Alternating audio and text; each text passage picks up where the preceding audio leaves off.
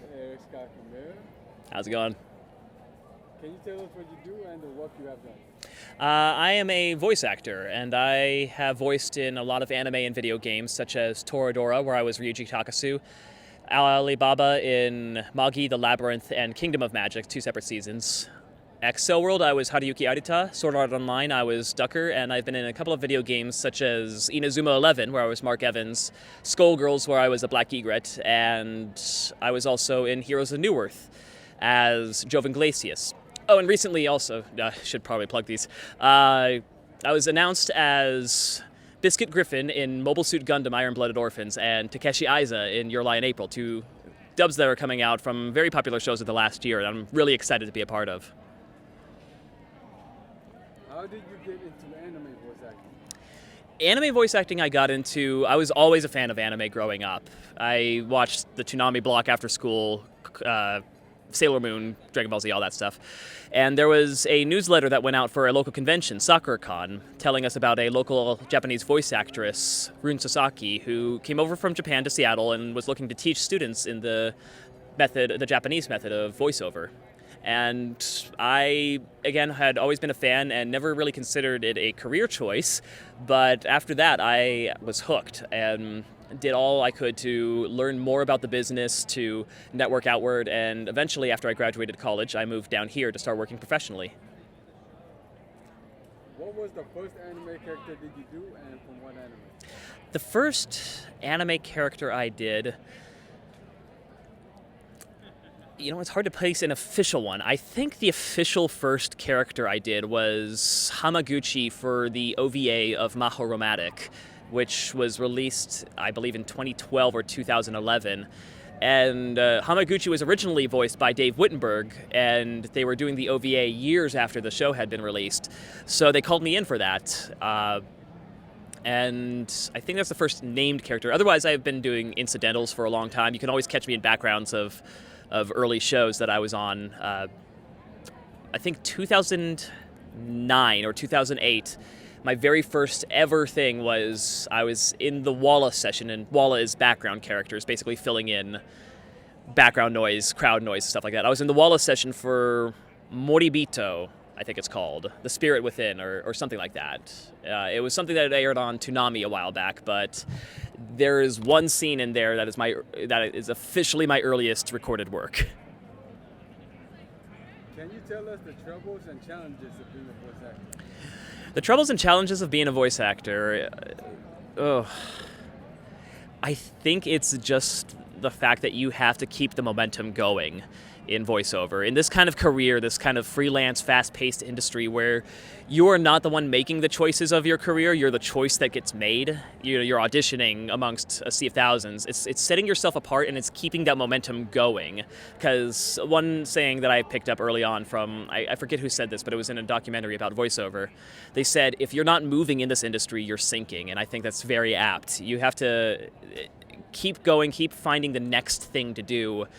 And really, there's a lot of uncertainty in it. It's a freelance numbers game, putting in a number of auditions to be rejected hundreds of times just to land that one role. So there's a lot of the difficulty in that, but honestly, it's also the most exhilarating part of it. It's what makes it different. It's variety, honestly.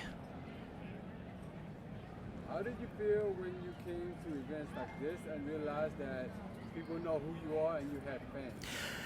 The most bizarre feeling is knowing that I have fans and people that know my name, that I don't know their name. It boggles my mind, because when I was originally starting acting, I was just doing theater.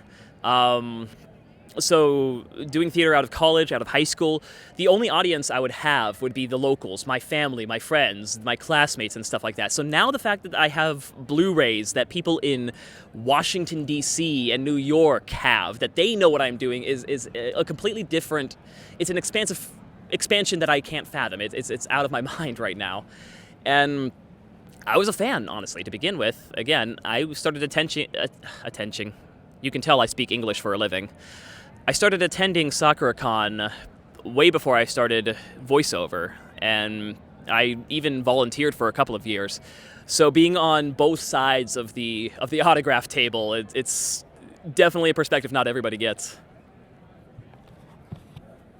What was was the recent project that you just did, and can you tell us about it?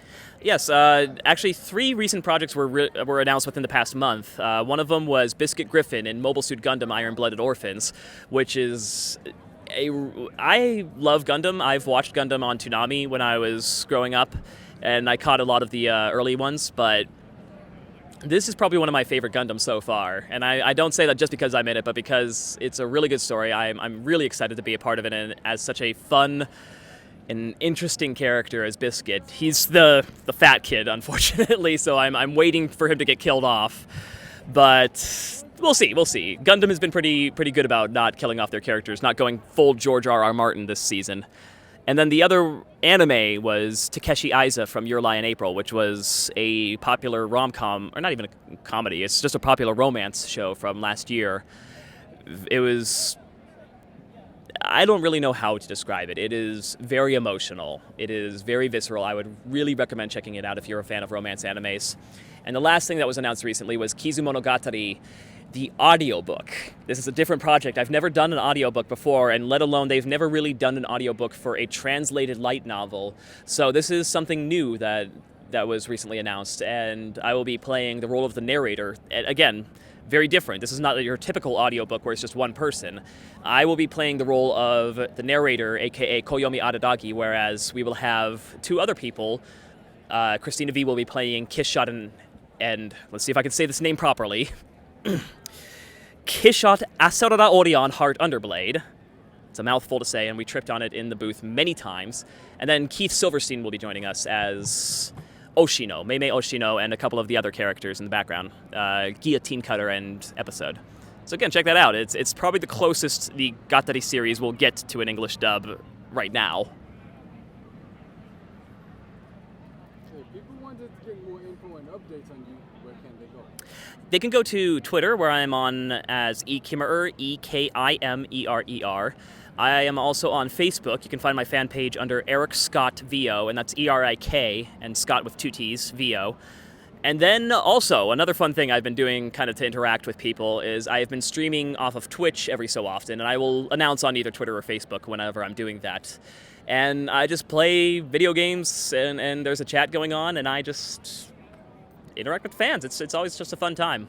Just something to do. Thank you very much for being with us today, everyone.